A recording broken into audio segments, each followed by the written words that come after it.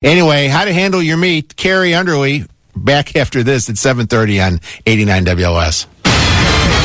89 WLS. 89 WLS is everywhere you are. Connect with the WLS AM app on your smartphone. Listen live online and catch up on Newsmaker podcasts at WLSAM.com.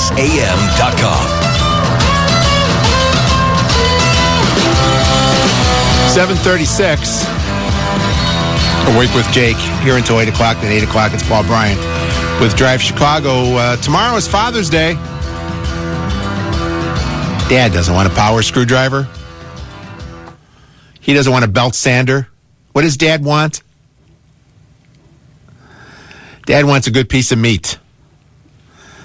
If you're going to go out and find a good piece of meat for Dad, you should know what you're buying. And joining us today to help with that decision is Kari Underly, author of the book, The Art of Beef Cutting. Good morning, Kari. Good morning. How are you? Fine. I understand you're a third-generation butcher? Yes, I am. It's just in my blood. I guess I never had a chance. You're kind of like the Wallendas of meat. There you go. Did you just start out being a butcher, or did you try something else first and figure, okay, this is what the family's been doing, I'm going to do it? Well, I started out with the family, so I could just have money after school, and then I went to college and ran out of money, and it was what I knew, so I went back to it to fund my education, and, I always say people in the meat business, they try to get out of it, but it's just in their blood, and they end up coming back, so the same thing happened with me, and I've been in it most of my life. Now, you got nominated, a James Beard nomination for The Art of Beef Cutting. Yes, that was just such an honor. I was really thrilled. I didn't even know that was a possibility when I was writing the book. I was just writing the book because I thought there was a real need for the lost art of the trade. Now, I'm confused. I'm going to imagine a lot of consumers is as far as beef. Beef used to be very simple in the old days. It used to be prime, it used to be choice, and then it used to be, what was the third one? Good? Select. Now it's select now, but before that it was good, wasn't it? There is a good, yeah. There's like 8 different quality grades, yes. Because select came around, and some people heard the term, well, select, that must mean it's like the choice, but it's not. No, select is there's the 3 main, like you mentioned already, the prime and choice are the 2 popular ones, and then select is very popular too at a lot of grocery stores. And you have to watch that if you're buying a select grade, because it tends to be a little bit leaner, so you want to make sure that you don't overcook it and slice it thin so you can have that great steak. And the other thing is, you see a lot of like Angus and stuff like that. Is that all choice, or could you have select with that? You could have select with Angus. Now, Angus is just a breed. It's just used to kind of market, the beef product, to give a promise. And, because choice, prime, and select tend to get confusing for customers. So Angus is something that you can kind of gravitate towards. So Angus is not a quality grade. It's just it's a program that farmers and ranchers and companies do to help you select a better steak. If I want a juicy steak, what's the best steak to get? Well, I'm a big ribeye fan. Now, if you like the ribeye, you have to make sure you don't eat all the fat that's around it. So make sure you trim that off. But ribeyes are really great on the grill. If you want something that's not as expensive as a ribeye, you could get a thick-cut sirloin. But again, a sirloin, you want to make sure you don't overcook it because it doesn't like to be well done. If you like a well done steak, get that a flat iron steak, because that's the kind of steak that you can overcook and it still tastes tender and juicy. Now, what's a flat iron steak? Where does that come from? It comes from the shoulder, and it's usually called a top blade. And a top blade steak, being a butcher's kid, that's what we always ate. So when they told me they found this brand new cut, I'm like, well, I've known that for years. And it's in the shoulder, and it's the second most tender muscle. So the beef tenderloin is the first most tender muscle, but tenderloin is very lean, but it lacks a little bit of flavor. And so then you could, buy that flat iron steak. It's number 2 in tenderness, and it's got more flavor. Expensive is like a ribeye, or just under, or? No, it's probably, you could probably find it between $8 and $10 a pound. And where does the steak fit in? Easy for me to say. As far as tenderness, or in the whole steak family. I would say that's probably in the lower end. And the steak, what's great about skirt steak is that it has long, like muscle fibers, because it's around the abdomen. So it has these really, so when you marinate, that's why it's great for Tex-Mex and fajitas and things like that, because it has those long channels, and the marinade can just get into the meat nice, because it only goes in about a quarter of it in. All right, let's get back to the ribeye. You were on ABC 7 recently. Yeah. And you were talking about the Ribeye Cap. Mm-hmm. Now, what is that? That is what I call beef butter. The Ribeye Cap is if you take a traditional ribeye steak, and if you look at it, there's a ridge, there's like the top layers. It's got this little piece of meat that goes across the top, and that muscle is called a spinalis dorsi. Whoa, what's it called? Yeah, spinalis dorsi. That's the Latin name.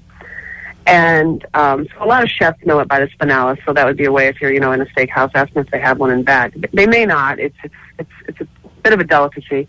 And it's the third most tender muscle, and it's just amazing in flavor. And how thick is it then? Is that not real thick? Yeah, once you cut the whole thing, like if you went to a club store and bought a whole boneless ribeye and you want to do this yourself, it's only about maybe an inch thick. But when you grill it, it plumps it up, and then when you slice it, it is just heavenly. It's my favorite cut of meat. Now the trick is, it's a lot of butchers or grocery stores, they don't like to take that off, because then they have to sell the rest of the ribeye, and so that's why I can talk to customers about buying the whole ribeye roast themselves, like I did on ABC 7, and then go ahead and show them how to do it themselves. Now, when you say ribeye roast, that's like the prime rib roast, right? Is that like the standard rib roast? Yeah, the standing rib, prime rib, ribeye roast, those are all basically the same thing. Sometimes there's a bone when it's standing rib, so it stands, and then when you take it off, it's a ribeye roast. So I suggest that people get a ribeye roast, or go to the grocery store or club store, and you can get a whole boneless ribeye and do it yourself. It's not tough. All right, let's talk brisket. Okay. Around St. Patrick's Day, you always see the corned beef brisket. Mm-hmm. Other times of the year, you don't see that as much. If you wanted to do Texas brisket, where do you get that? You have to find somebody that can order you a whole brisket. So many briskets now, at the traditional grocery stores, they've cut off that point. There's two sections to a brisket. There's the point and the flat, and most grocery stores sell the flats because the consumers don't want that big fatty piece. But when you're doing like a whole brisket, if you're doing it on the grill, like Texas style, you want all that fat. So you just have to call up your local butcher or grocery store and ask them if they have a whole brisket. A lot of the places down here in the market, too, have them. Because a lot of times I don't even see the brisket at the big supermarkets. No, it's not that common because it's so large. If you're in Texas, they're easy to find. But you can get them. You just have to be a little more prepared and try to call around to get it. They exist. How many pounds is the average brisket? Oh, a whole brisket, I'm going to guess, is probably about 15 pounds. Oh, that's a lot of brisket. It's a lot. There's a lot of fat, too. Mm-hmm. They're big. So strip steak. Strip steak. What about a strip steak? So New York strip steak, Kansas City?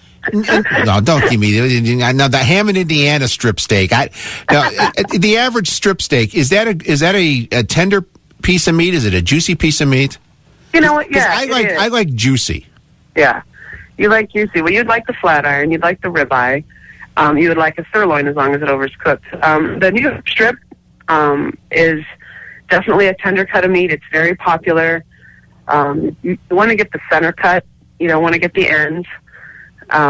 It's tender, and it actually qualifies as lean, which is nice. Now, the same muscle, the main muscle in the ribeye, is the same muscle that's in the New York strip. So if you don't want the ribeye because of the fat, then you can also buy the New York strip because it's actually the same muscle.